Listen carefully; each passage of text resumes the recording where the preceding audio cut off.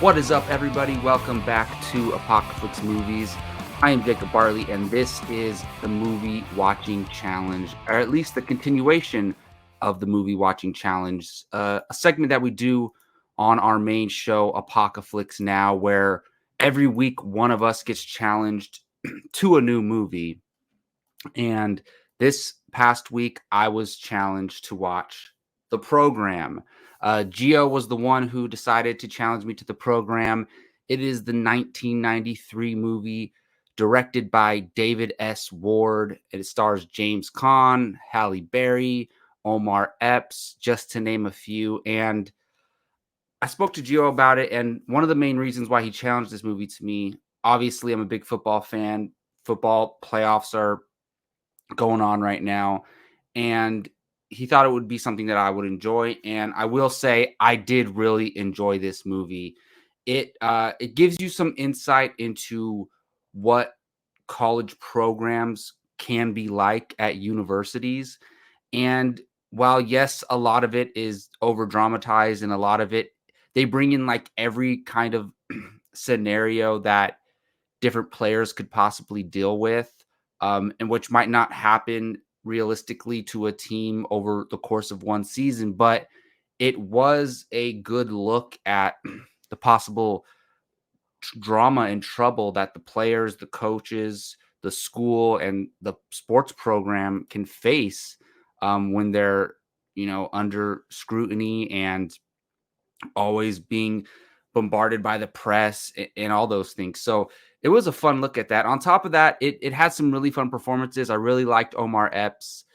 I really liked watching Halle Berry. She's so young in this movie. It's 1993, like 2 years after I was born. So it definitely feels like a 90s movie, I will say.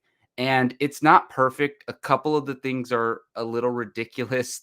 There's like a motorcycle ride sequence, and of course, like the two of the main characters that we're following, there's these love stories going on.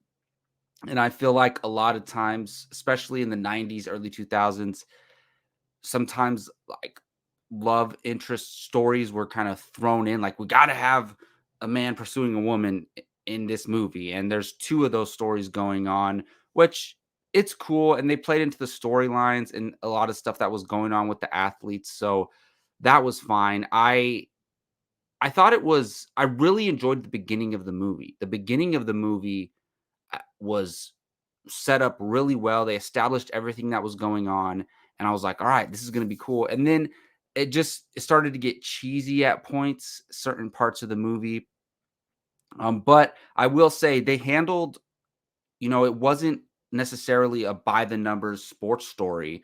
They kind of handle certain situations unexpectedly. Like the main quarterback, he's a Heisman Trophy contender, and he's on his way to, possibly having a great season, and something happens. He doesn't get injured, but he gets suspended, and something happens to where he has to miss a significant amount of the season, and the team has to kind of play without him in the meantime.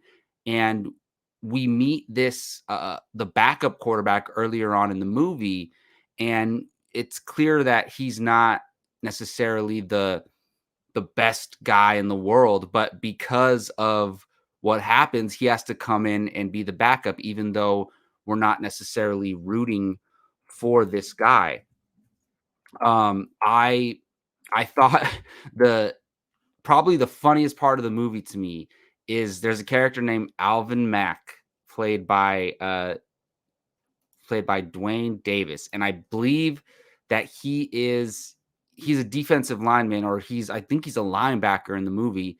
And it's so funny. Look, this movie's rated R, and it's really only rated R for cursing, and that's it. And I didn't even know it was rated R until the scenes with this character came up, and I'm like, oh yeah, they have been cursing throughout this whole entire movie. So they were actually like, there's a lot of vulgarity in this movie. And like, other than that, I mean, there's no sex, there's no nudity, there's blood, but not like violent. I mean, I guess it technically is violent blood, but there's no blood in this movie that would, I don't think, would warrant an R rating, in my opinion. So I was just like caught off guard by it, and I didn't know that it was rated R until the scenes with this Mac character started coming into play. And it's so funny. When he's on the field and he's talking to the opposing players, he's like, he makes up these scenarios in his head, like, oh, you're the guy who impregnated my baby sister, or you're the guy who snitched on my brother. And he goes after them and intimidates them and runs after them and tackles them. And it works most of the time.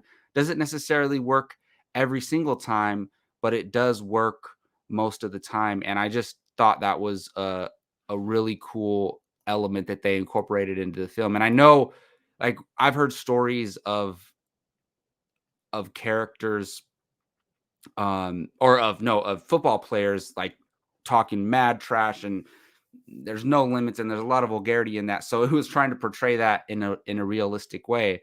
I thought that was really good. Um and yeah, they dealt with, the different, statuses of players. Some players are, poor, coming in on a scholarship. Some players are just, you know, there because their parents were able to pay for it.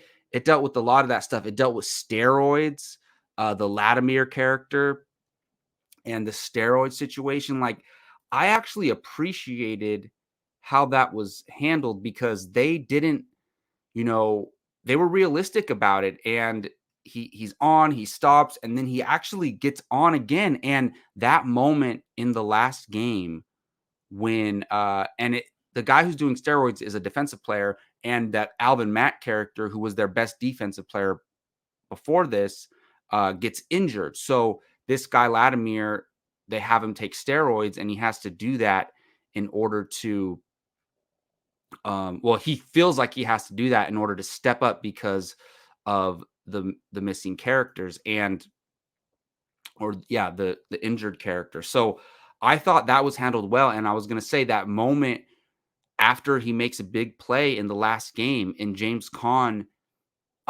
looks at him, and they're just looking at each other, and the character, the football player, puts his head down, kind of acknowledging, like, yes, I did it again, I messed up. And the James Caan character, he throughout the movie, he has to make decisions that he's not comfortable making, hiding stuff from the press, um, hiding the steroid situation, saying he's out because of an injury, situations like that. And it goes to show that, like, these coaches, they deal with a lot of drama that they have to deal with or cover up. So I thought that was done really well. But yes, I enjoyed the program. I thought it was pretty good. Thank you, Gio. I'm glad I've seen it. And now on to the next part of this video. And I'm going to challenge Brian Avalosino. He's going to be the next person on Apocalypse that I challenge. And I hope this is accurate, but I'm going to challenge him to The Princess Bride. I don't think he's seen this movie. So Brian, if you haven't seen The Princess Bride yet, that's your movie. Thank you all for watching this video. Don't forget to check out Apocalypse Now every Tuesday. I'm Jacob Bartley. See you next time.